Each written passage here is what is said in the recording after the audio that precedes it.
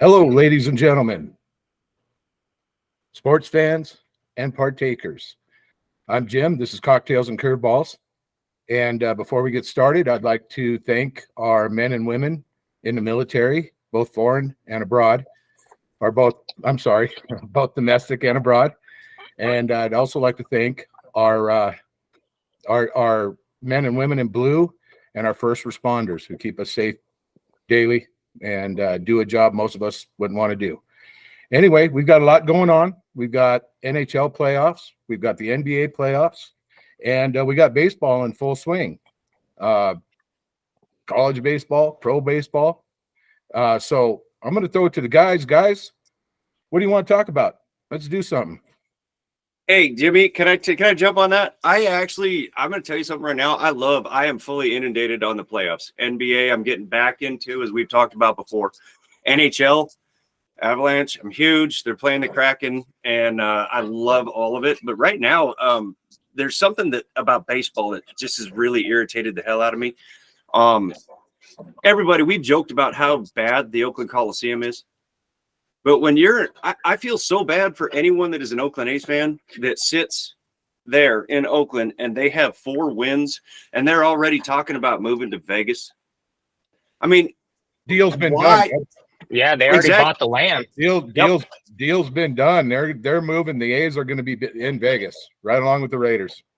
Exactly. And how do you expect when you have 4 wins, you're like 4-17, to put any butts in the seats at the Coliseum, which is a dump anyway? But how are you going to put butts in the seats for the last 2 seasons of that team? I just feel bad for those fans. I really do, because you look at other things. The Tampa Bay Rays started off the season on a 13-game win streak. They tied a major league record.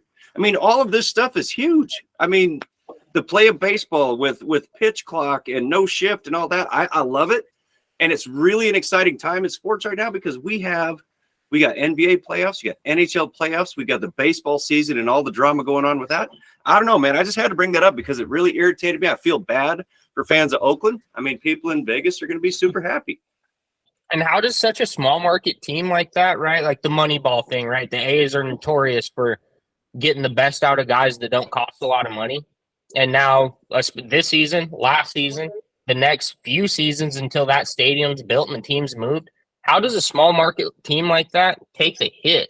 Because like you said, nobody's going to go to those games. They already don't. How's that going to look the next 2, 3, 4, however long it takes for them to get a stadium built and get the team moved? I mean, just from a financial standpoint, how much money are they about to lose? Plus what they just bought, the land and everything, right, to build that stadium, it was like $1 billion, wasn't it? Just to buy the land. Right, but huge hit. That's crazy. Didn't they say that they're going to be there after they leave Oakland? Potentially, there's going to be one season they're not going to have a field to play on because it's going to take that long to build. I mean, weren't they flirting with that? And then what do they do? Exactly. What do you do? Do you lease the Coliseum for one more year?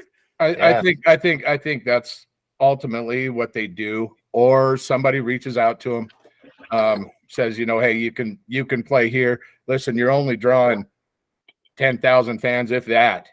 I heard an idea that they would bounce around to some of these cities that are looking to be an expansion franchise city, like Salt Lake, like Portland. I heard a couple teams, maybe Charlotte, or a city like Charlotte, that they maybe go play a year at and see what the draw is for a pro baseball team. I mean, that seems kind of far-fetched, but like you said, if they don't have a stadium to play in, maybe it's not. Well, it's interesting to me because, you talk about a small market team. What's that going to do to what kind of market is that going to make them moving to Vegas? First of all, anytime long before they decide to move a team like this, it doesn't matter if they're moving a big market team or a small market team. You got to think there's a little bit of research goes involved with this. So they had to figure that they're at least going to be at the same level market moving to Vegas. There's no way they're moving from a small market to a smaller market. I don't buy that. So, but my question is, you say no one's going to go to the games. Is that true? I mean, I don't know. Is it? Because maybe they move to Vegas and they become a big market team. I mean, there's no way they're going to be any smaller market than Oakland. Oakland was operating at a salary of what, 65 million? I mean, you can make a statement that Oakland A's have been the farm team for the Yankees and the Red Sox for the last 30 years. Anybody who turns into a superstar, they're gone because Oakland can't afford to pay them. So it's interesting to me because I just wonder what that's going to do to. Are they still going to be a small market team in Vegas? I don't know. And that's a I good don't see point how. too. And that's what I think maybe when I said like, what does it do financially? Short term, the owners and stuff probably take a huge hit, but long term, right. I don't think they're going to stay a small market team in Vegas. They're going to be making so much money. I bet the stands are filled most of the time from just a lot of people being in Las Vegas, not even necessarily because they're A's fans. Well, this last year, wasn't this the Raiders' second year in Vegas this last year? Yes. Okay. So it's kind of interesting to me that seeing how the Raiders have been received, that's part of that research. Seeing how the Raiders have been received and okay, are they going to support a baseball team also? And I think that they're seeing that they can. They're seeing it will be. I mean, put it this way. I want to say they're building a 35,000 seat stadium in Vegas was the plans. Okay. So 35,000, if you can put 25,000 butts in the stadium, that's over 2.5 times more than what they're putting in Oakland, Alameda right now. So Well, it's, some things. go ahead. Go ahead, Jim. It's not like they're building some monster, 50,000 seat stadium that's going to rival the Red Sox or the Yankees or these other baseball towns, St. Louis, Chicago. But I think that they're seeing that, listen, if they can fill 35,000 in Vegas when it's nice out, it's nice this time of year. I think it's a good move. And quite frankly, you can't keep doing it to the fans. Exactly my point. You got Cincinnati out there now. Now Pittsburgh, look at what they're doing this year. Is that sustainable? I don't know. But you look at Cincinnati and Pittsburgh the last few years, and again, this year's very young. But you look at these teams, and it just really really irritates me that they can't find a way to be competitive. And I say, if you can't, then move them. Well, a couple things on that, and I'm not just. This is not me disagreeing with you. There's just a different perspective. First of all, you compare it to the Raiders in the NFL, and I understand where you're going with that. Except the NFL has a salary cap, baseball doesn't. So you talk about the Pittsburghs, and you talk about the Tampa Bays, and you talk about the Oakland. It's almost unrealistic. I'm not saying it's impossible, but it's almost unrealistic that these teams that operate annually on a $60-70 million payroll are going to compete with the Mets and the Red Sox of the world that have a $300-400 million payroll.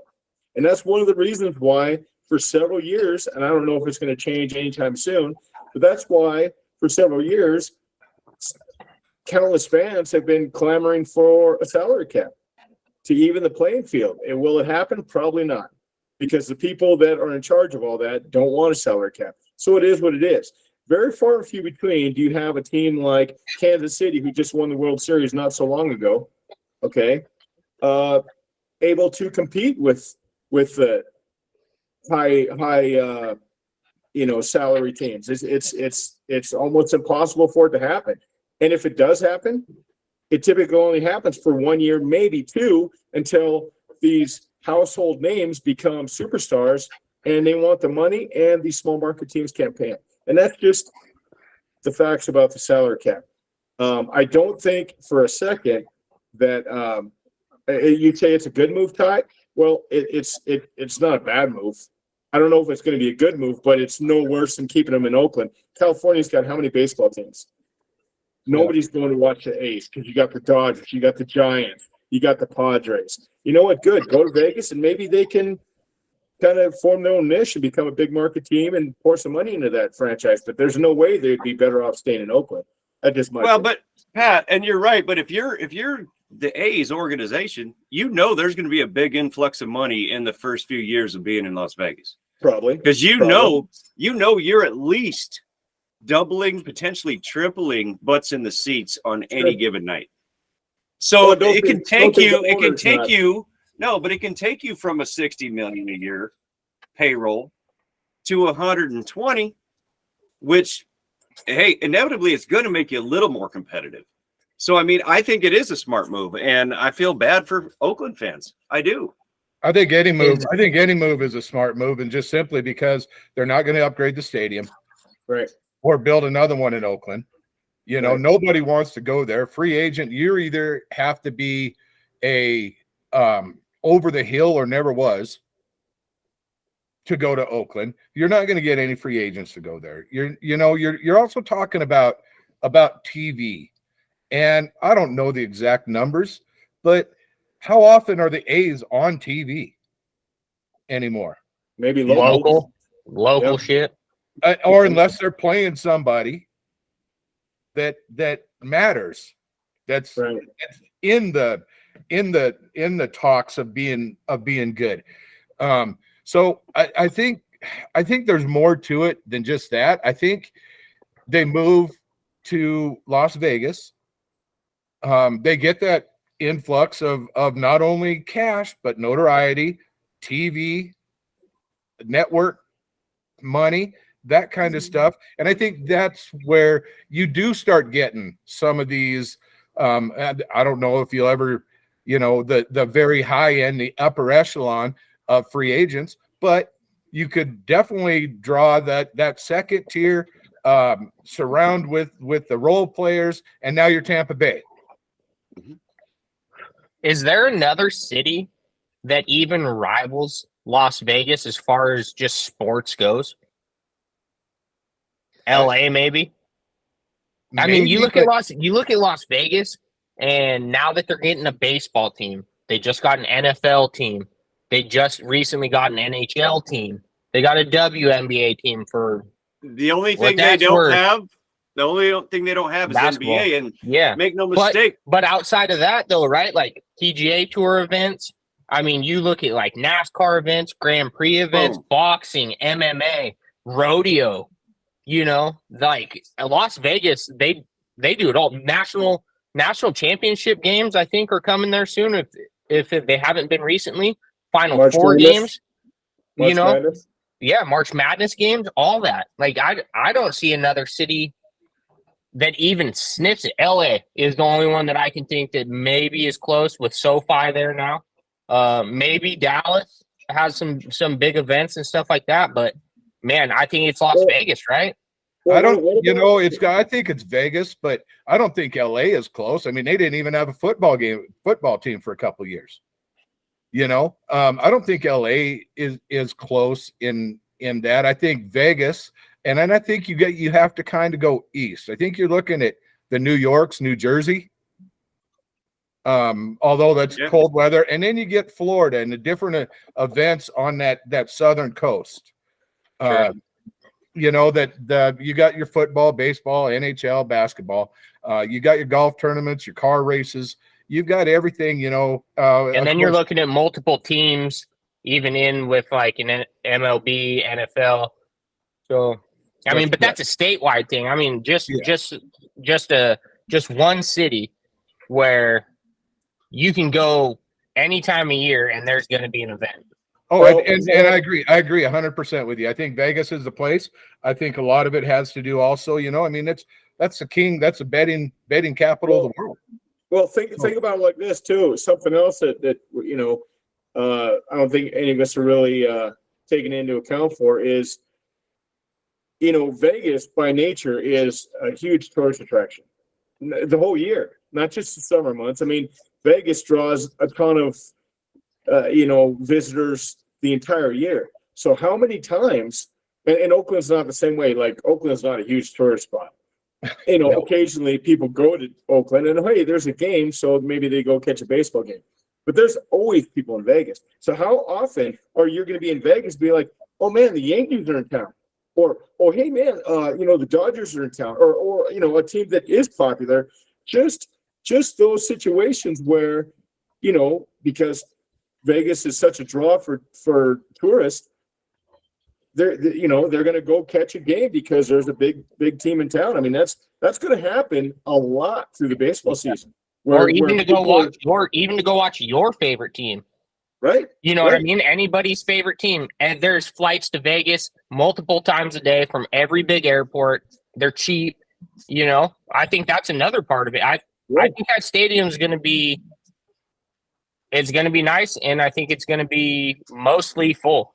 And I think you hit it right on the head. It's still Vegas. Yeah, it's still Vegas, baby. Who doesn't want to go to Vegas and catch a game while you're there? And sure. And so yeah, I mean, and like you said, your favorite team, flights are dirt cheap. Well, exactly. See, and that's what Tyler hit it, because that is what it is. Pick a city in the United States. Hell, go international. Flights to Vegas are generally cheaper than flying into freaking Sarasota. Okay. Not that I know anything about Sarasota, just throwing that out there, but it's by design because there's so much money there. And perfect example, I took my fiance down to Vegas for her birthday. Guess what we did? We went to T-Mobile Arena and watched a Vegas Golden Knights hockey game. I mean, we were there. The timing was good. We went down and it was amazing. So that, I think Vegas is the next big up and coming thing in sports. I think you're right, and I think I think let's just kind of stop there so that we know that that's definitely going to happen. I know they bought the land. Mm-hmm. Okay, now where they go from there, don't know, but I think a lot of good points were brought up here as to why it's such an improvement over Oakland at Alameda anyway. So hey, who's got something else? Lay it on. I've got a question, and I just want to kind of get you guys' opinion. Maybe I'm put it somewhere where it's not that big of a problem. It's just been a concern on mine, especially after they got their hockey team, Vegas did. Now they got a football team. Now they're getting a baseball team. So let me ask you guys: is it just me, or any of you guys, anybody else concerned about the corruption? I mean, there's been several instances in different sports in the history of this country where there's been corruption. There's been referees shaving points. There's been players shaving points. There's been bought games, so to speak, where guys have actually been indicted for taking part in that. And that was when there were no professional teams in Vegas. Now there are. So is anybody else concerned that now you got professional teams actually in Vegas? I mean, betting is as big as it's ever been. It's legal so many places. Yeah, I mean, who knows? Who knows that could be a bad deal. Yeah, I mean, that's just something I thought about. It's kind of a concerning to me. Apparently, it's not, because you keep getting professional teams. But what do you guys think? I don't know. I don't think I guess I haven't really thought of it in that deeply, but what I have thought about is the players. I've thought about, if you're on a Vegas team, Henry Ruggs, you have to be, you have to walk, you still have to walk that line, within the confines of the rules of that sport you're playing, your conduct contracts, things like that. And I think that was the first thing that always got me was, how hard would it be to play? Oh my God. Holy shit.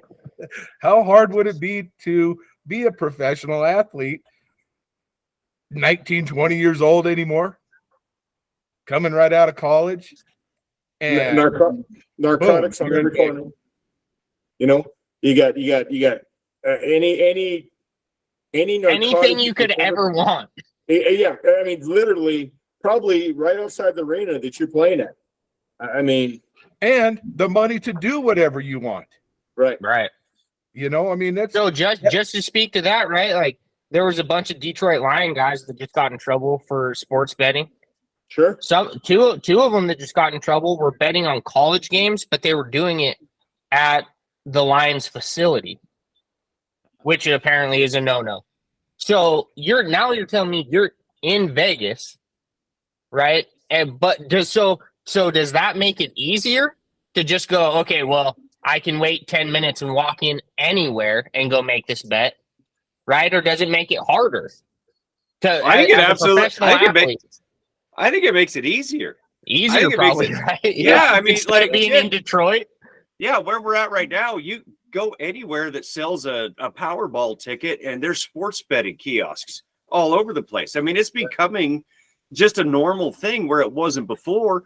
Now, there's always going to be corruption. Pat's right. right. But Are we ever going to know? here's the difference: is that those kiosks you're talking about? How many of us like? I mean, do you guys do DraftKings or any of that kind of stuff? I never have. A little bit. Yeah, I do. Because I think it's a little different getting on the phone or getting on your computer or whatever and doing this, the sport betting, than it is being able to walk in anywhere in Vegas, any casino, Right. in the freaking Vegas, airport. and walk right up there and literally lay down your bet. But as far as I just mean the legality of it from the NFL standpoint, because I know two of the guys that got in trouble from the Lions, it was just because they were they were betting on college games. They weren't betting on NFL games, but they were doing it from the Lions facility. That was the big no-no, I guess. And I get that. And I also get, I mean, where do we draw the line? Can you not bet on your own sport or your own team? Can you? And then it's like a location thing, Yeah. But that's what I'm saying. As far as the Vegas part of it goes, are those guys going to be able to go instead of going on their phone and going place bet? No. You know what? Give me 5 minutes and I'll walk outside to anywhere, and now it's fine.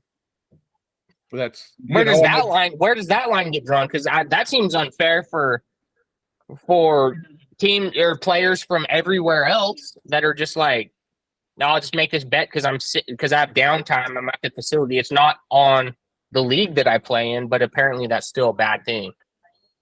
It was probably on the Lions Wi-Fi that they were using it, and that's how they got probably. tapped. Sure, probably. And they got popped. I mean, it's no different. What Jimmy was talking about. You're talking about the Pete Rose effect. You were saying betting on your sport. Well, that's what Pete Rose was doing as a manager. And he got banned from baseball. So it's it is Pandora's box that you have no idea what's coming out if you open He actually to just a little bit on that. He actually did bet on the Reds. He did. I knew. To win. But never to lose. And also on the Vegas topic, if you want to see Pete Rose, go to Las Vegas. He's there. He's signing autographs. It'll cost you, but he's there. Yeah, that's true. So that's a really good point, Patrick, about that. The corruption end of it. I think with sport betting, and this is just my opinion, I think we can question a lot of maybe recent events. I think we can already question it, and whether or not corruption is involved or conspiracy theorists, we can do all that. But I think it's what we're talking about is there's still sports betting everywhere, and I